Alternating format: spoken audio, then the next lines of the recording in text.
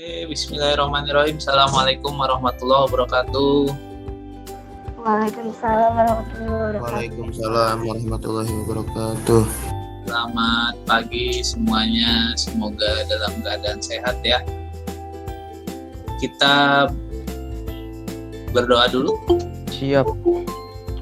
Berdoa menurut kepercayaan masing-masing dimulai. Selesai.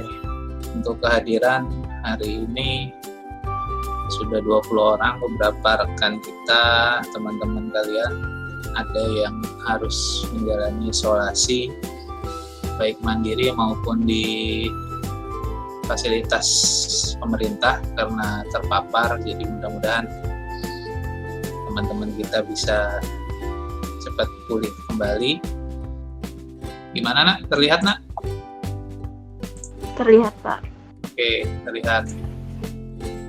Untuk perangkat, kalau memang perangkat kalian tidak mumpuni, tidak bisa untuk tampil videonya karena kuota yang terbatas maupun juga jaringan yang minim, disesuaikan saja, jangan sampai memberatkan. Yang penting kalau nanti ada kendala disampaikan saja via grup WhatsApp saja ya nak ya, biar nanti bisa sama-sama cari solusinya. Dari Jakarta ke Bekasi. Cakep. Sambil bawa sebakul nasi.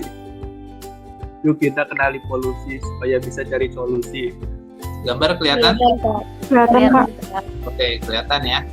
Sekarang sambil kita mengingat kembali materi yang sebelumnya, dari kedua gambar ini, coba ada yang mau ceritakan secara singkat dulu apa yang kalian lihat dari kedua gambar ini. Silakan, satu orang, dua orang.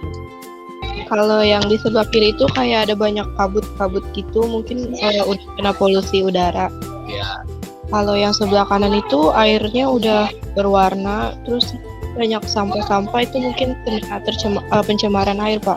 Oke, sip. Terima kasih Ayu. Kayaknya sudah cukup jelas ya.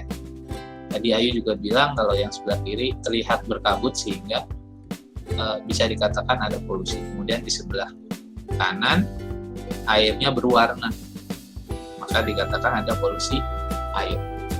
Oke, selanjutnya. Nah, menurut kalian dari gambar ini kondisinya bagaimana? Kondisi danaunya bagaimana? Satu orang coba. Safa, ada Safa? Halo Safa. Halo, ada Pak. Nah, menurut kamu aja, nggak ada salah, nggak ada benar ya. Kalau kamu lihat gambar ini, kondisi danau ini bagaimana?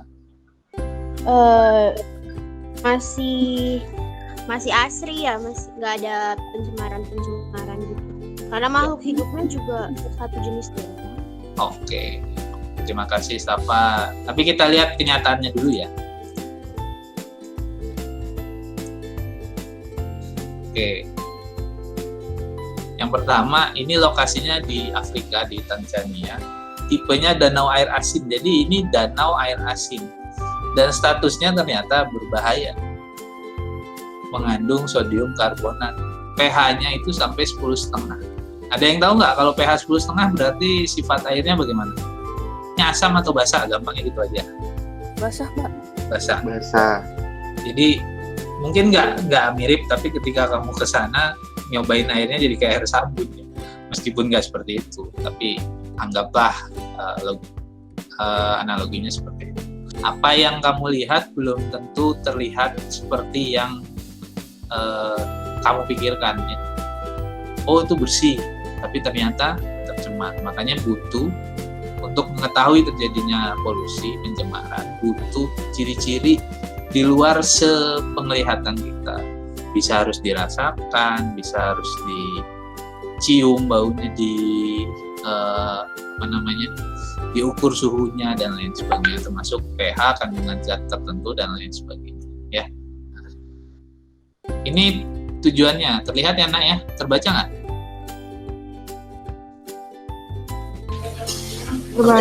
Terbaca. Oke, Josephine, dari dua tujuan ini intinya kita belajar apa hari ini? Kita hari ini belajar tentang mengedi- menge- mengidentifikasi terjadinya polusi menggunakan indikator Oke. melalui pengamatan di lingkungan sekitar. Oke, intinya adalah indikator polusi dan kalian melalui indikatornya, minimal indikator fisiknya aja yang terlihat, dirasakan, kemudian kamu cium misalkan ya baunya, bahwa ada polusi di sekitar kalian. Kita saksikan dulu, nanti kita diskusi. Kita saksikan video singkat dulu ya. Terlihat gambarnya nggak, Nat? Terlihat Pak. Lihat. Kita cek suaranya ya.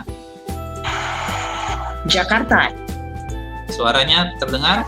Terdengar Pak. Oke, kita nonton dulu sebentar ya. Lanjut, kita diskusi. Oke, silakan satu orang. Apa permasalahan yang disampaikan dalam video tersebut? Udara di Jakarta ini tuh di udara di daerah sini tuh ternyata mengandung PM 2.5 yang ternyata itu sangat berbahaya bagi tubuh gitu Pak. Ternyata partikelnya itu sangat kecil banget dan kadang kita pakai masker pun masih nggak bisa kesaring gitu Pak. Jadi ternyata udara di pagi hari itu lebih berbahaya dibandingkan siang hari gitu Pak. Oke, itu terima kasih. Jadi PM 2,5 itu bisa jadi salah satu indikator dari terjadinya polusi ya. Tadi disebutin Josephine berdasarkan video kalau sangat kecil sekali, bahkan lebih kecil dari helai rambut. Selanjutnya, kalau di situ ditampilkan masalah yang tadi disampaikan Josephine, ada nggak permasalahan lain selain di video yang serupa dengan itu? Di satu dekat rumah saya airnya nggak bening Pak warnanya. Warna spesifiknya gimana? Nggak bening? Coklat. Coklat. Kemudian selain warna, apalagi Lana? Kalau ini airnya, ini nih, airnya kotor nggak bisa dipakai. Gitu. Kadang baunya Pak. Bau.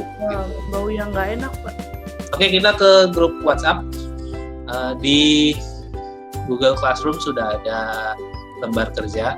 Silahkan nanti bisa diisi. Saya harapkan nanti pada Vicon berikutnya sekitar 10.45 ada satu orang bisa presentasi.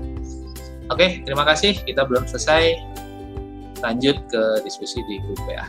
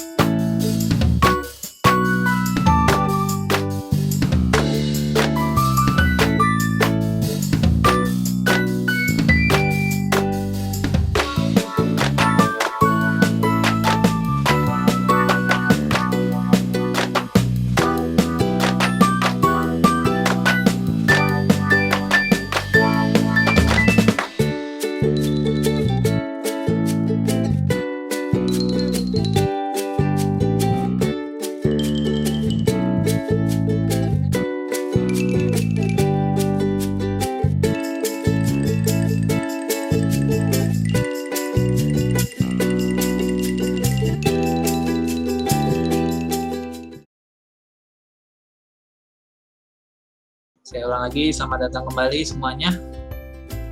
Sudah ada beberapa orang. Silakan siapa yang siap untuk menampilkan? Ayo. Udah saya kirim, Pak. Oke, Ayu udah siap ya? Saya tampilin nih. Halo Ayu. Iya, siap, Pak. Saya tampilin ya. Iya, Pak. Oke. Kelihatan ya? Oke, Ayu, silakan yuk. Saya yang dipandu nih. Oke, Pak. Assalamualaikum warahmatullahi wabarakatuh. Saya Idul Sifa dari kelas 10 AKL 2 ingin mempresentasikan hasil pekerjaan yang tadi saya sudah kerjakan tentang polusi. Saya mempunyai 3 pertanyaan. Yang pertama, apa saja parameter yang dapat digunakan sebagai indikator pencemaran lingkungan? Yang kedua, apa saja yang dibutuhkan untuk mengukur tingkat polusi? Yang ketiga, apa fungsi mengetahui tingkat polusi? Jawaban pertanyaan pertama yaitu ada parameter kimia, biokimia, fisika, dan biologi. Dan untuk jawaban pertanyaan kedua, untuk mengetahuinya dibutuhkan suatu pengukuran terhadap faktor-faktor fisik, kimia, atau biologi yang menunjukkan adanya degradasi atau kerusakan pada lingkungan yang tercemar. Untuk jawaban pertanyaan ketiga, yaitu tingkat polusi di lingkungan perlu diketahui supaya bisa menentukan langkah-langkah penanggulangan dampaknya. Poin pentingnya saya menggunakan kata-kata yang menurut saya penting, Pak. Ada tingkat polusi, parameter, kerusakan lingkungan, pencemaran, kimia, biokimia, fisik, dan biologi. Jawaban pertanyaan 1 sesuai karena yang disebutkan sudah lengkap. Jawaban pertanyaan kedua sudah sesuai karena sudah menjelaskan apa saja yang dibutuhkan. Dan yang jawaban pertanyaan ketiga sudah sesuai karena sudah menjelaskan manfaat untuk mengetahui tingkat polusi, Pak. Berdasarkan jawaban yang saya peroleh, polusi yang terjadi di lingkungan sekitar kita paling banyak adalah polusi tanah, udara, dan air, tapi kadang juga ada polusi suara dan cahaya. Gimana cara Ayu mengidentifikasi polusi udara di sekitar Ayu? Kalau keluar aja, Pak, kalau pas macet atau di luar rumah gitu udah kelihatan asap-asap.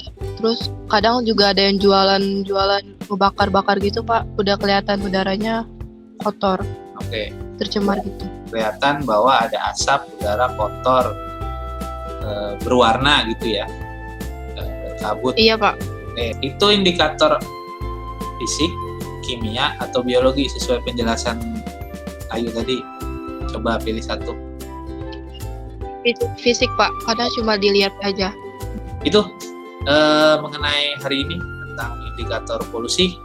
Mungkin terakhir Ayu ditutup kesimpulannya ya. Coba kita simpulkan terakhir menurut Ayu. Iya, Pak. Agar bisa menentukan langkah-langkah penanggulangan dampaknya, kita perlu mengetahui tingkat polusi dan menanggulanginya sebaik mungkin. Oke, terima Gitu, Pak. kasih Ayu. Terima kasih. Terima kasih.